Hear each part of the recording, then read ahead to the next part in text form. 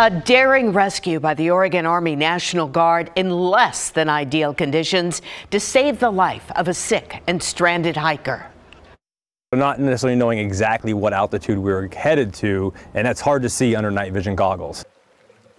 It was supposed to be a two-day hike along the Opal Creek trailhead, but for a 27-year-old Portland man, it became a matter of life and death.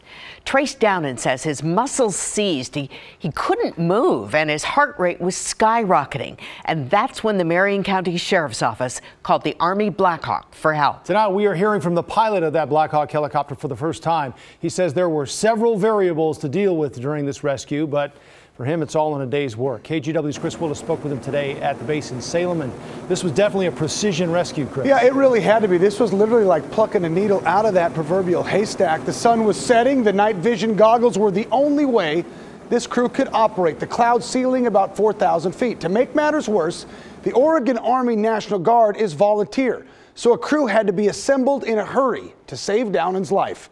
Chief Warrant 3 Officer Matthew Hill was making hot dogs with his wife and daughter when he got the call.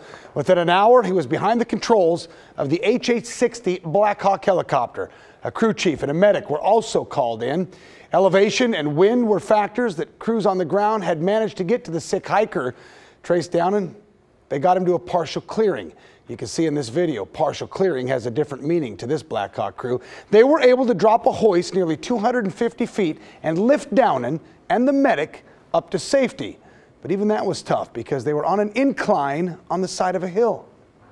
And the key there is to make sure we have the medic is centered underneath the aircraft kind of before we bring him up, and any pilot input. The pilots have a lot of control as far as how smooth the operation goes, because if we're, they call it kind of stirring the soup, but if our flight were not steady in the flight controls, you start moving the aircraft and the medic starts moving and swaying, and then the crew chief actually has to combat that oscillations and swings by opposite force. So they actually get a little bit, they can get a workout depending on how much the medic is swinging around.